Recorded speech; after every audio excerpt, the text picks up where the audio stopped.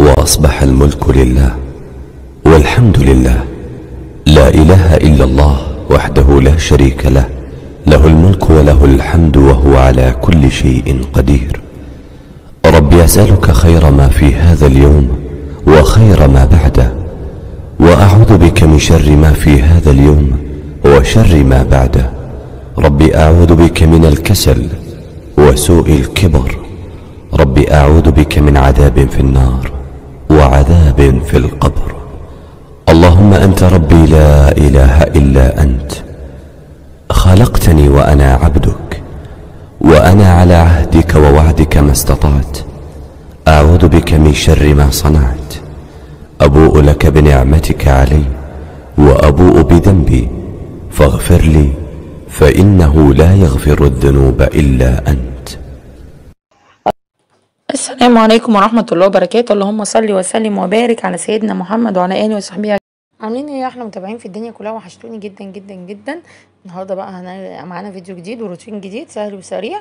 لو اول مره تشوفيني، انا سالي قناتي اسرار المطبخ مع سوسه. قناتنا كلها روتينات وجولات وحاجات كده ايه جميله من الاخر، مع سوسه مش تقدري تغمضي عينيكي. تاني حاجه دوسي اشتراك يلا وفعلي الجرس على الكل عشان يوصلك كل جديد، عشان بجد معانا هتستفيدي ان شاء الله بكلمه بمعلومه بوصفه بجوله ان شاء الله ان شاء الله ان شاء الله معانا هتستفيدي. يلا بينا بقى ندعي الاول قبل ما نبدا الكلام على الفيديو. ندعي لاخواتنا الفلسطينيين واخواتنا اللي في السودان وفي سوريا وفي كل بقاع الارض، اللي هم انصر الاسلام والمسلمين، ويا رب يا رب يردهم كده لوطنهم سالمين غانمين، ويبعد عنهم شر المحتلين دولت، اللهم امين يا رب العالمين. هنختار ذكر النهارده ايه؟ لا اله الا الله ولا حول ولا قوه الا بالله. يلا في الكومنتات، عايزه كده الفيديو يتفجر من اللايكات والكومنتات بذكر الله. انا النهارده عامله روتين سريع كده. اختي جايه لي من اسماعيليه، فكلمتني وقالت لي ان انا جايه اقضي معاكي اليوم. هي مش بتبات عندي، بتبات عند ماما، عشان يعني بيت ماما جنبينا، فما بتيجي تقضي معايا اليوم او بتيجي تتغدى معايا بتمشي اخر النهار بتروح تبات عند ماما. ربنا يا رب يخلي لنا ماما ويخلينا كلنا لبعضينا، ويخلي كل الناس حبايبها واهاليها، ويا رب اللهم امين يا رب العالمين. انا قلت اروق اوضه الولاد، لان طبعا كالعاده هي قشطه، روقتها وظبطتها ومسحتها وعملت كده فيها كل حاجه تمام. وبعد كده دخلت على المطبخ اعمل الاكل بقى، هعمل لهم كده اكل حاجات خفيفه، بس في نفس الوقت كده حاجه تشرف وتبقى تليق بيها. تمام. انا ببسط جدا لما حد بيبقى جايلي، عمري ما اتضايقت من حد جايلي ولا حاجه. بفرح بالكركبه الحلوه. هتقولي يا سوسن انت مجنونه، في كركبه حلوه؟ اه والله في كركبه حلوه. الكركبه اللي بتقولي ان في حياه، ان في ناس عايشه في هنا. كركبة المطبخ بعد أكلة حلوة. الكركبة اللي بتقول إن احنا اتبسطنا، زي مثلا كركبة هدوم على السرير قبل خروجه أو قبل فرح، بتقول إننا متحمسين جدا واحنا نازلين. كركبة أول يوم رمضان ومامتك وجدتك مش عارفين يعملوا ايه ولا ايه، وإن السفرة مش مكفية ويقولوا هو الأكل كده هيكفي يا ولاد. كركبة العربية واحنا في المصيف. مثلا خناقات مين اللي هيستحمى الأول. كركبة فطار يوم الجمعة والحوض يبقى مليان مواعين. كركبة الشوارع ليلة العيد. كركبه بعد العزومه اللي بتقول ان احنا بقالنا كتير ما اتجمعناش وقعدنا نضحك واتبسطنا هنا مع بعضينا. مش لازم الدنيا تبقى رايقه ومتروقه طول الوقت، سيبوا الدنيا كده بطبيعتها، سيبونا الناس تتجمع وتفرح ويعني تبقى فيها كركبه وفيها روح وفيها حياه. بجد والله العظيم اسمعوا مني، افرحوا بالكركبه الحلوه. ربنا يحل ايامنا يا رب جميعا، اللهم امين يا رب العالمين. هنا انا عملت صينيه فراخ بالبصل والدبس الرمان طبعا والتوابل بتاعتي الحلوه كده، انتوا شفتوها معايا كذا مره. لو عايزينها بالتفصيل قولوا لي وانا اقولها لكم. هعمل ايه؟ انا بجهز الاكل. احنا دلوقتي الساعه حوالي 9 الصبح، انا ما رحتش الشغل قعدت عشان اظبط الدنيا عشان لما يجوا ان شاء الله تبقى الدنيا رايقه. طبعا هي اختي وجوزها جايين منوريني ومشرفيني طبعا.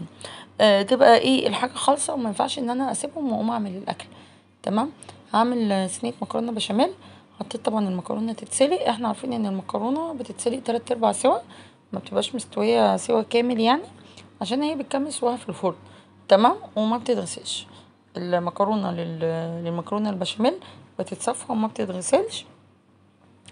انا بجهز بقى الاكل كله، وبعد كده هرجع اسويه لما يجوا ان شاء الله ساعه الغدا. بس للاسف المقطع بتاع الاكل وهو مستوي بقى ومحطوط على السفره كده اتحذف. بصوا كان تحفه، وكان الاكل جميل، وكان يوم جميل بجد. القعده حلوه، وبالذات لما تبقى مع ناس انت بتحبيها. هنا البشاميل بقى انا ما كانش عندي للاسف دقيق، فبعت ابني يروح يجيب لي دي، ما لقاش، قلت له اتصرف وهات لي كيس بشاميل.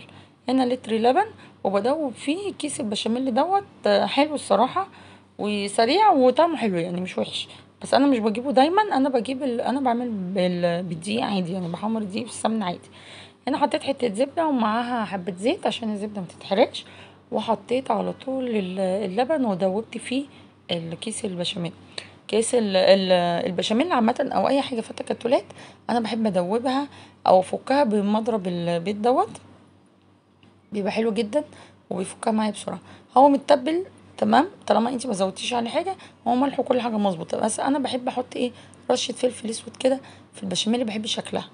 هنا اللحمه عشان كانت عندي في الفريزر، طبعا لازم نسخنها عشان هتبقى البشاميل سخن ومكرونه سخنه، فاكيد ايه لازم اللحمه تبقى سخنه عشان ما تحمضش.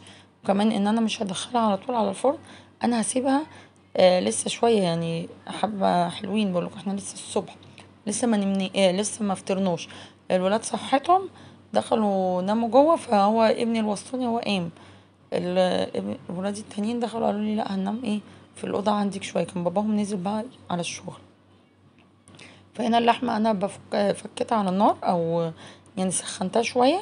طبعا اللحمه وهي معصجه ديت معايا انا بتنجز معايا في اي حاجه، باجي من الشغل بعمل اي حاجه بيها، ما ببقاش شايله هم اي حاجه ان انا لسه هعمل ولا هعصج، لا. فانا اول الشهر بعصجها عشان تبقى معايا جاهزه. في ارضيه الصينيه بقى انا بحب احط بشاميل، مش بحط سمن لان السمن بينشفها، بينشف المكرونه. دي معلومه كده وسر من اسرار المطبخ ايه معانا، بما انك في اسرار المطبخ معزوزه فبصي الفيديو مليان اسرار. السمن في المكرونه او سواء زيت او زبده او اي ماده دهنيه يعني بينشف ايه ارضيه المكرونه، بيخليها محمصه لان بيحمرها. فانا بحط البشاميل بتبقى تحفه. وحطيت طبقه المكرونه وعليها حبه بشاميل، وبعد كده بحط ايه اللحمه. طبعا كلنا ستات بيوت وشاطرين وامامير وعارفين، بس في اخواتي كده الصغيرين العرايس لسه ما يعرفوش في ايه، فانا بدردش معاكم وبعلمهم. احنا طبعا بنفيد وبنستفيد كلنا من بعض. بوزع اللحمه زي ما انتم شايفين كده، وانا بحط اللحمه بضغط على المكرونه عشان تبقى الخلطه معايا ماسكه. عايزه اقول لكم بجد انا زعلانه جدا على الفيديو اللي اتمسح دوت، كانت الخلطه المكرونه بصوا تحفه متخرطه تحفه. حطيت بقى هنا الدور التاني من المكرونه او الصف التاني، وهبدا انزل عليه بقى بالبشاميل برضو وانا بحطه بضغط عليها. بضغط خلي بالك كانت تساوي وتضغطي في نفس الوقت عشان المكرونه تبقى متماسكه معاكي. المكرونه مش مغسوله بعد السليق مش مستويه يعني سوا كامل. نزلت بقى بالبشاميل وهبدا ايه اوزع كده بالسباتولا عشان ينزل في الجناب وتتشرب كل الصينيه بتاعتي بالبشاميل. بصوا كريمي ولونه تحفه. عايزه اقول لكم صينيه المكرونه عندي الولاد بيحبوها جدا، وهي تحسي كده بتشرف في اي عزومه. طبعا يا اختي مش غريبه ومش عزومه يعني، بس هي بتشرف كده تحط كده على السفره تشرفي، من الحاجات الاساسيه في اي عزومه هي والمحاشي. بس انا ما عملتش محشي بقى الصراحه، يعني عملت المكرونه وهتشوفوا عملت ايه تاني معاها. حطيت بقى حته زبده كده، انا ما بحطش بيض على الوش بحس بيديها زفاره، احط حته زبده كده وادهن بيها الوش كله، بتتحمر تحفه قوي، ما تاخدش ازيد من 10 دقايق ربع ساعه بالكتير. هنا بقى سيحت سمن تاني، سمنه على زيت. بحب احط في الارضيه الاكتر زيت، ليه؟ عشان بيخلي الرقاق معايا حلو ومتحمر ولونه حلو وبيبقى سهل وانا بقلبها. خلاص انا بعملها من فوق الوش، مش بحب اعملها في الفرن. انما ما ببقى الصراحه يعني مزنوقه قوي والدنيا الوقت معايا ضيق، بروح مدخلها الفرن لو البوتاجاز مشغول. انما انا كده عندي بايركس بتاع طاجن الفراخ والمكرونه الاتنين عايزين فرن، فانا مش عايزه يبقى ايه اتكالي على الفرن كده على طول، عشان ممكن النور يقطع. والحمد لله يعني بقاله فتره ما بيقطعش من ساعه ما قالوا، بس ممكن يعني. فانا ايه تحسبا لاي حاجه هعملها فوق الوش. جيت بقى اطلع الرقاق لقيت ولادي ربنا يهديهم كانوا بيلعبوا في انا حاطه الرقاق عندهم في الاوضه، كانوا بيلعبوا في الاوضه وقعوا شنطه الرقاق وما قالوليش، فبقت مكسره اسيبها؟ انما لا، اتصرفت. هي طبعا مش باينه، حطيت ايه رصيت عادي زي ما هي من غير اي مشكله وبليها وتمام التمام. وحطيت اللحمه. عايزه اقول لك سر كمان في الرقاق، لما تيجي تحطي اللحمه او العصاج في الرقاق ما تخرجيش على الطروف عشان ما تقعش منك وانت ماسكه الخلطه، يعني سيبي حوالي سنتي كده او 2 سنتي بره الايه مسافه من الرقاق. بعد كده غسلت البوتاجاز مطرح بقى ميه المكرونه وتسييح السمن وكل دوت، وهبدا بقى اعمل ايه اكمل بقيه الاكل. انا عملت هنا هسوي الرقاق، هسوي الوش الاولاني اللي تحت وهخليها هقلبها واسوي الوش التاني لما نيجي ان شاء الله ساعة الاكل عشان تبقى سخنة.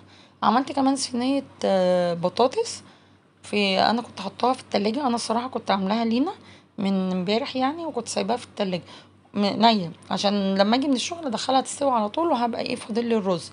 قلت لا هحطها كمان برضو تبقى كويسة اللي عايز ياكل رز على بطاطس او حاجة. وهي كان فيها ايه اللحمة بتاعتها، يعني انا بحب صينية البطاطس في الفرن باللحمة. حمرت هنا بقى الرز الشعرية للرز، ومش هعملها مش هفضي مش هحط المية يعني، هشوح كده الرز. بحب اعمله بالطريقة دي جدا، بيبقى جميل وسريع. بعمل ايه بحط الزبدة وحبة زيت، لازم الزيت مع يعني معلقة زيت مع الزبدة عشان ما تتحرقش في اي اكل. حمر الشعرية والرز بيبقى طبعا مغسول ومتصفي، بفضيه عليها زي ما انتم شايفين كده. بقعد اشوح في الرز لحد ما يشرب من السمن، وبعد كده لما يعني بطفي عليه تمام.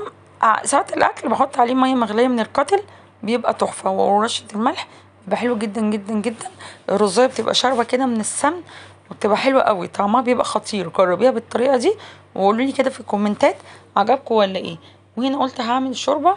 طب انا ما عنديش شوربه، انا الفراخ زي ما انتم شايفينها حطيتها نيه في الطاجن وهتدخل الفرن. بعمل الشوربه بمرقه الدجاج، بتبقى حلوه قوي، وعندي الصراحه بتعجبهم يعني، بيبقى طعمها حلو. وعشان اعزز طعمها عملتها طبعا برضو بالزبده والزيت، وحطيت معاها فص حبهان وورقتين لوري بيتحمروا مع العصفور.